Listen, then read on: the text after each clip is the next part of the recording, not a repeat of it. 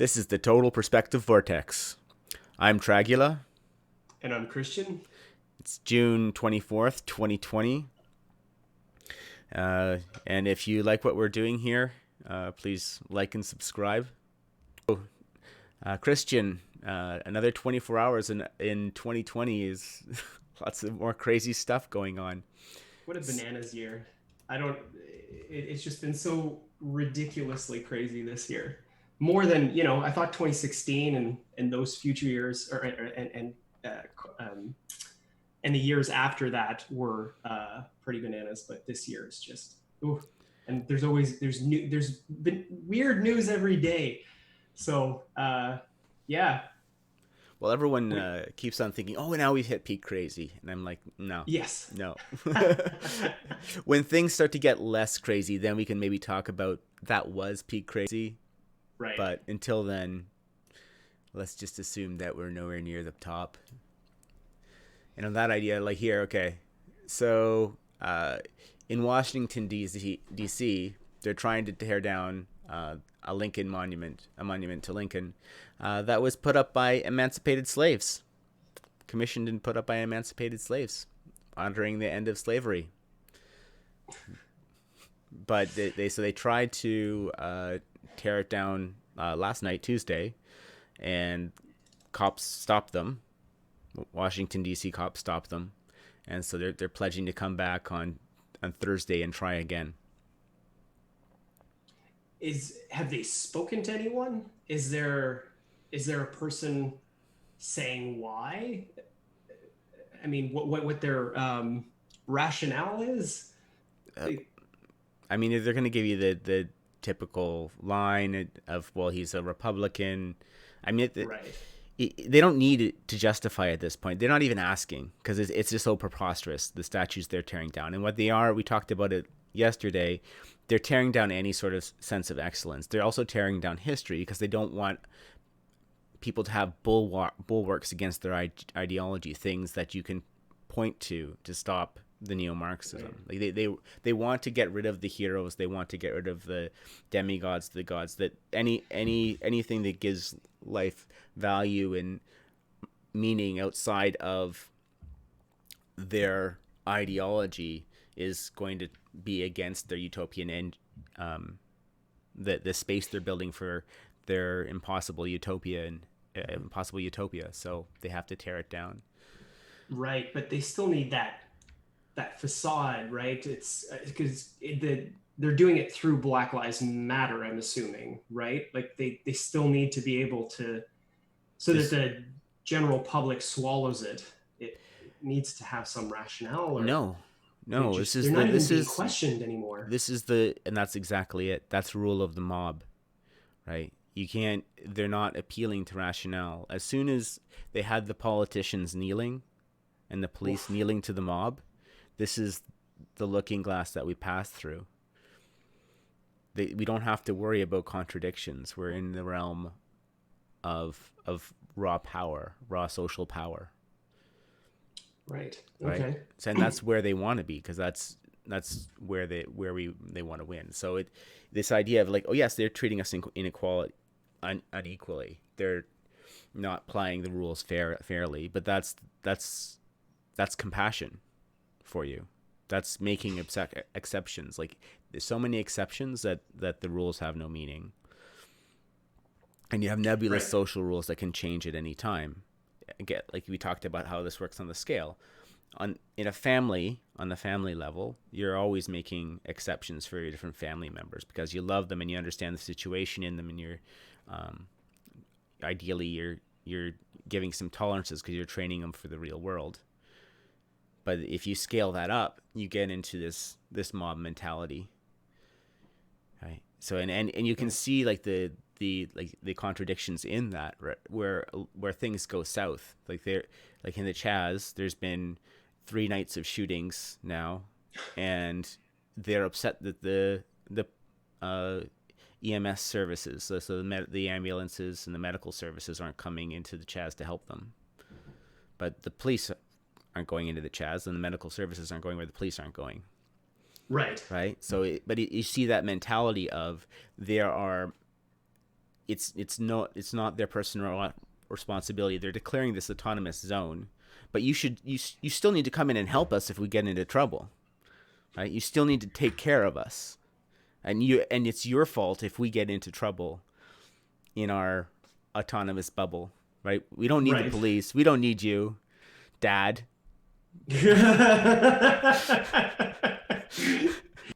But yeah, so this is the mentality of the mob, right? So they're trying to get us out of that realm into that realm of out of the realm of reason and rule of law and into a realm of compassion where it's emotional forces, popularity, and not just popularity, but exceptions and compassion are the governing rule, and that's a free domain of contradiction, where you can have this where their ideology can flourish. So this is the tear everything down step, and it is to show you another example of the contradiction of rules here, because it's what we should be paying attention to. So Donald Trump, and he put out a tweet yesterday because they're, along with tearing down the statue of Lincoln in Washington D.C., they're also trying to set up an autonomous zone like in Chaz, and that's directly against the Insurrection Act. You can't just declare your autonomy from the United States, or we don't have a country at that point, right? Like this is sort of fundamental to how the state needs to operate. Right.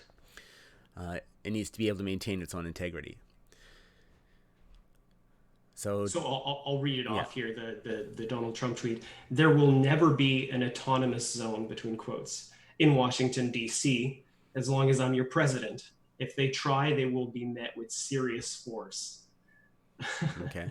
And so Twitter tagged that and said it was against their rules of like their some of their policies. Policies are terms of service, but they've determined that it may be in the public interest, so it will remain accessible. What they're leaving out of there that they're required by law is their lawyers are telling them they can't take it down, because Right. Trump's Twitter feed in legal precedent has been declared a public forum. So if they try Right. and take it down, they'll be in violation of that public forum. This is the same thing. This is the lawsuit where Trump wasn't allowed to be able to block people from his Twitter feed. So if Twitter's Right. deleting tweets, they're deleting the public forum and the public record. So instead of actually saying the honest reason is it's against the law, they're again saving face, twisting reality by saying, oh no, it's we've determined this, that it may be in the public interest to keep it up, right? So it's this illusion of power. Don't tell people what's actually going on, which is extremely frustrating for me. So a lot of the functionality of this tweet was taken down, but really he's not saying anything controversial, and this is a bait for them. Like he probably phrased it in this way because he knew that they would display their hypocrisy, their compassion-based system where they're not treating people equally. Right? There's nothing wrong with this tweet. It's there's no president, if the United States was going to continue, could do anything but suppress the creation of an autonomous zone in the nation's capital. If some radical, say, let's call them right-wing group of, because these are Marxists, so like, usually they say the Nazis are on the right, which is debatable, but let's just say Nazis took over, or were trying to take over part of Washington D.C. and Obama said, we're not letting them, we're going to use serious force. I don't think there'd be anyone that would reject that idea, right? It's Yeah, well, really, yeah. the Nazis would probably reject that idea. Yeah. Oh, sure. And that indicates Well, who's in charge here, right? Because there right. is a coalition between the neo-Marxists and what I would call the technocratic elite, or you could call the power players. they have a combined interest to they both want to deteriorate the rule of law for their own aims. The neo-Marxists want to deteriorate the rule of law because they want to bring about their impossible utopia. The the Which technocratic you repeat elite yourself. want to create exceptions for themselves in the rule of law. So they also want to just take down the rule of law. But they think that they can do a controlled collapse, that they can control the neo-Marxists, they can unleash them and then control them, and that they can do enough damage to they can create the exceptions for themselves without destroying the whole civilization. So they're trying to split the needle. That's what the establishment Democrats are doing. Like you could also call the technocratic elite the establishment Democrats.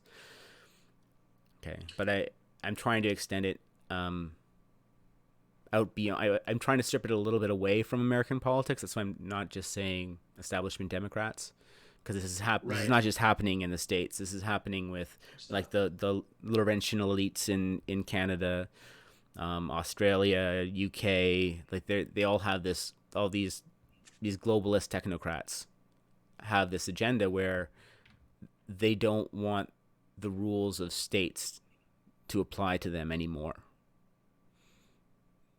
right? And so they see that the neo-Marxists can be a tool that they can utilize. So that's sort of the dark pact that's going on there, right? Right.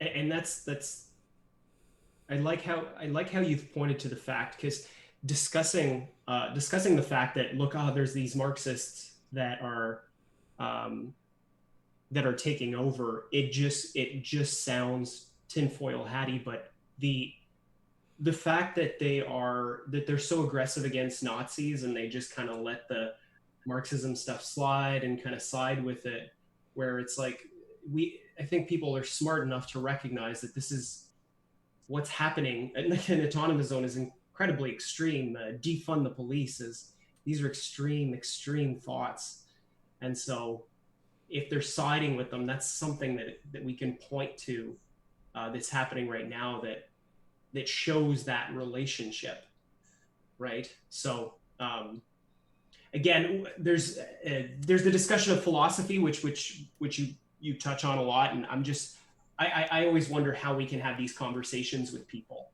and I think that's really what you've pointed out is really helpful. What did I just point out that was really helpful? I guess I just The Yeah, so the fact that if they were Nazis, they would do something about it, but you have the radical left that are doing the same thing, and they let it slide, they kneel, they do all sorts of okay. things. It I suggests th- a certain yeah, relationship. yeah, and I think I think it's that was your point too. That they do something about it if it was Nazis, it's where the alliances are. So you have the neo Marxists who have an agenda where they actually want to tear down Western civilization and replace it with their impossible utopia. And but you also have the technocratic elite who um, believe in naked power and find the neo-Marxist and the neo-Marxist agenda and ideology, their talking points, useful to their ends as well, right? And this is like the Trudeau in Canada, or um, what's the Nancy Pelosi in the United States. These people who are quick to kneel, right? That was the sign. Right. Like when you're willing to kneel to the mob, those are leaders who stand for nothing but Right. their own personal power or their agenda. So that was a huge sign. That was um, of where we stand on these things. We're talking about 2020 and how bananas it is. I forgot that the Prime Minister of Canada knelt, like he kneeled to these crowds. Yeah. That is something that's hard to compute and keep in mind, uh, that he's done that. So, ooh, Okay. And if yeah, someone wants to, this is just to correct the historical record because people are pointing, oh yeah, well the kneeling, it's not really a sign of supplication. It's actually it's just a symbolic because George Floyd had his neck kneel on, and the Colin Kaepernick had the kneeling and the kneeling. It's like no, the kneeling has been going on long before that. They were asked the the professors in Evergreen were asked to kneel to the were they? protesters. Yes, this has been going on for a while, and they're creating these symbolic excuses to generate that reaction.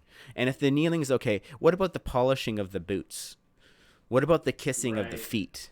Because this is I can get you these videos of the same Oh yeah. like neo-Marxist protesters And doing the asking for these other displays of supplication. So well, they the create these. CEO of Chick-fil-A, famously. Did you see that video? That's what, yeah. I'm making a bit of a reference to, yeah, washing the Yeah. feet. Okay. Yeah. So sorry, but just a perfect example about what you're saying. But go on. Yeah, and that's my point. There was the correcting the record on those signs of supplication, and what it is those people who are kneeling, those leaders who are kneeling, we should be very suspicious of, right? Because they are showing that they're not driven by any principles, that they see this as useful for their agenda, like, and they're willing to bow to the mob. They no longer believe in the rule of law. Right. They're willing Right. to bow to the rule of the mob, and we should be instantly suspicious of any ruler who does that. And Right. and they think that they're playing this game wisely, and maybe they are. Maybe I'm not as wise in the way of power politics as they are. But my impression is that they're still going to be the first ones against the wall if the neo-Marxists get their revolution, and that any sensible person who values the state will see them as the naked power brokers that they are, or at least should. Right. Right? Yeah. So let's get into a little bit. I don't want to get like all the way into horseshoe theory, but I would. Do you want to? We'll just touch on why I think Nazis are still on the right. Okay, because you Sure. say that's debatable, but they're it's because that they're end stage communists. I also think like fascists is one of the end results of communism, because as I say, communism is an impossible utopia. Right. So It's a nonsensical system that it's a just doesn't. nonsensical system. So it's a way to generate this burning down and tearing down of the system. So and that results in two things: either that results in like a complete collapse, like a Mad Max post-apocalyptic, Somalia type scenario. Well, So or or early Soviet Russia, right? The famines, they had to switch pretty quickly to a different, to bring back money and bartering and all that kind of stuff, right? They had to start tolerating it pretty yeah, quickly well, because yeah, everyone was dying. but it puts what it destroys, but it also destroys the bounds on the right, on the ends justifying the means, right? On wisdom. So then everything within the fashion becomes for the state, by the state, for the state. The whole world becomes ruled by that system, and that's what you see in Right. China now, and that's what you saw in Soviet Russia to a degree, but they still kept the communist lie. So that touches on, but fundamentally, the system is no longer imbalanced, right? It takes on, in order to function, it takes on these um, examples of the ends justifies the means with no compassion or failsafe, and that's what you end up with, right? So like there's no real distinction between the Germans, the Nazi Germany, and um, the current Stalin. Chinese government, Oh, I see. right? It's just branding at this point. They're both national socialists. And that's the thing too. Like if your communism doesn't spread outside of the state, if it's contained like that, you're going to end up being a national socialist. This is another way of looking at it. Because you're Right. going to have unity around the state instead of around the globe. If you're not uniting all of humanity under your communist rule, you're a national socialist. If you have any sort of functioning government, Right. right? So this is, and it happens on the familial level too. Like you can talk about this excessive like comparatively, because I do want to draw that this works on different levels, and it like the societal level problems also exist on like the familial level, and even on internally on in the individual as well. So you can see this in a relationship where if someone has like a really crazy girlfriend, that can send them off of the deep end, right? Like it's not the Oh, only yeah. way that a person can become like a total asshole, like a tyrant, but it's one of the ways if they're in this toxic relationship where a girlfriend is always asking for the impossible. Like they can get the boyfriend can get to abusive to the respond to that by becoming abusive and tyrannical, because they can't control their woman otherwise, right? Right. Or yeah. Right. What's required in the relationship, or right. Yeah, There's no control over that. Yeah. so like the one imbalance leads to the other imbalance. And again, this doesn't mean that like we can blame all asshole guys on bad girlfriends, but I'm saying that is one. Abusive One. people, imbalances on one side create imbalances on the other, Right. right? And you can see, and I think it works the other way too, that you're going to see like extremely tyrannical regimes are going to or extremely tyrannical boyfriends or masculine figures, bad examples of masculinity, are going to create bad examples of femininity as well, Right. right?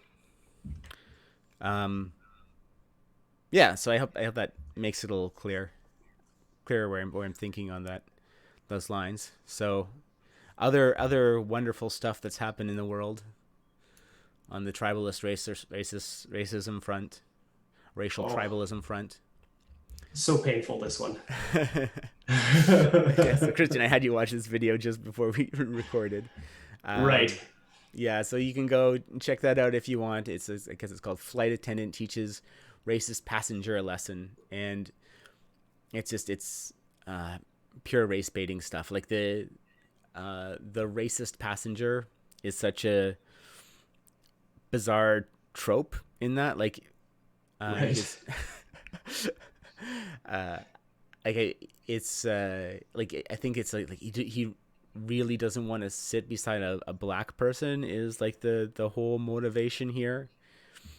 And Oh, that's how they define the racist, is like he just doesn't want to sit beside a black person. So the way this ends is there's this back and forth with the flight attendant, and the flight attendant finally moves the black man, like the black passenger, up to first class for having gone through the trauma of being sat near a racist, and bans the racist from the plane. And right. so this is like we were talked about morals of the story versus lessons. Like how, Right. like we don't ask about the moral of the story anymore, because propaganda doesn't have morals, it has lessons, right? Interesting. Yeah. And this is a fine piece of propaganda in that it has a very clear lesson.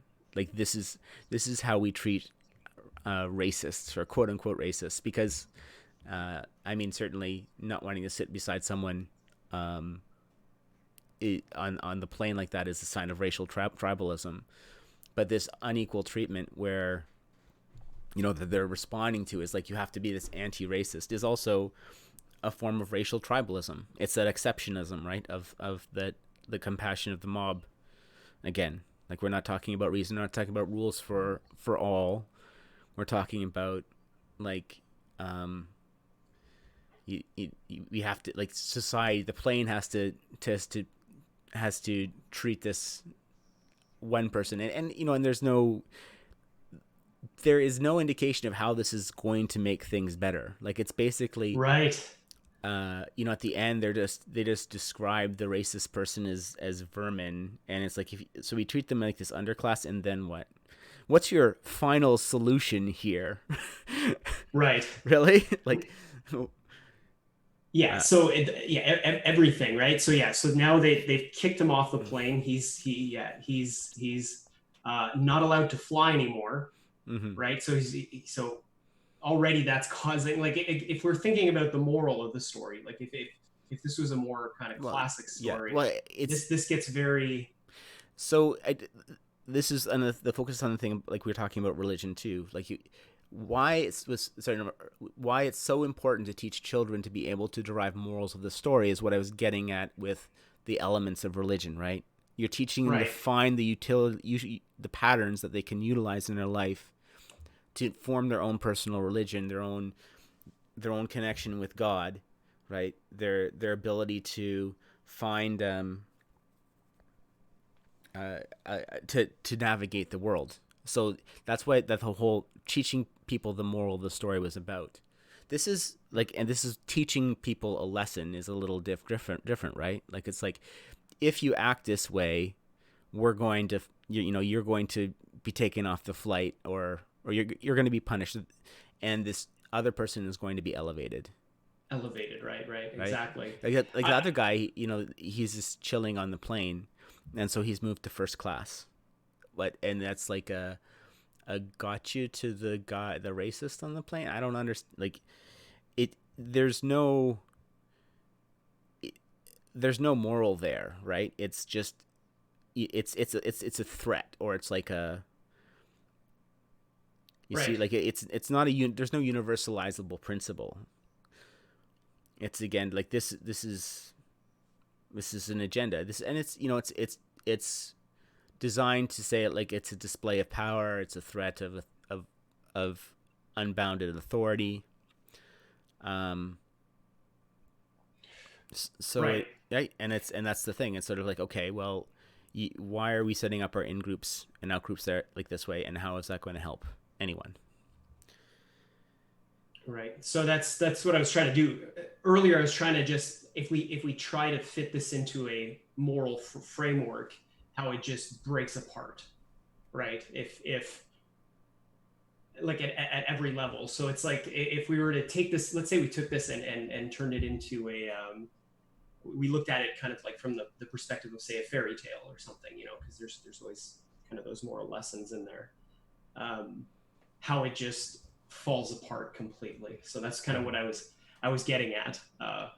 And anyway, that's it. That was yeah. And so it's a moralist story, right? And that's one of the reasons why, like, Hollywood and the AAA gaming industries are failing, is because they're creating moralist stories. They're creating pieces of propaganda that have ideological lessons, right, in threats. There's no moral behind the story. There's nothing that's resonating with the human condition. right. Well, and they did that well with Marvel, though, where you have these archetypes, there are lessons to the story, and or morals to the story rather, and that did exceptionally well. So people really resonate with that. Like, if you think of Captain America and you think of Tony Stark or Iron Man, They killed he Tony he Stark. has growth. What's that? They killed Tony Stark. Yeah, they killed him. Yeah, They where retired like They retired arc. Captain America. So they're replacing Captain America with Captain Marvel, and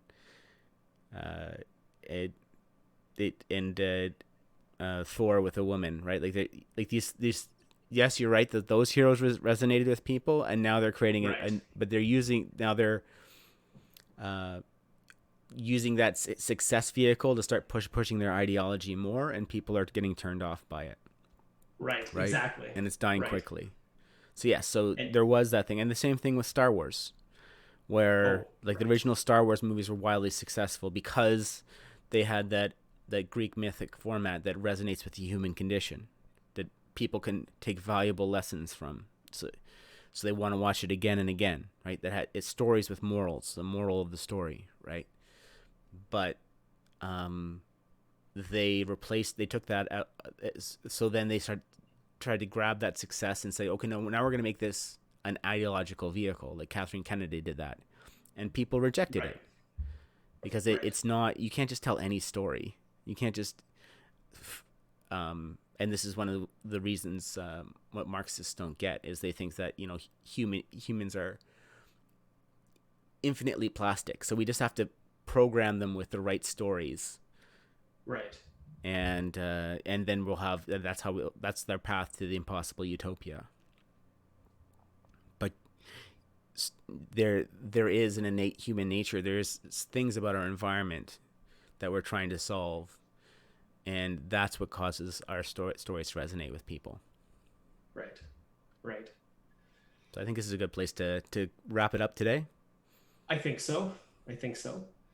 Um, so like, share, subscribe, press the clicky clicky on the like and all those things Yeah, down yeah. there. And And of the three, please share. If you find value in this or any of our episodes, please share it around, because that's how our podcast, how the Total Perspective Vortex will grow, and how these ideas will be propagated.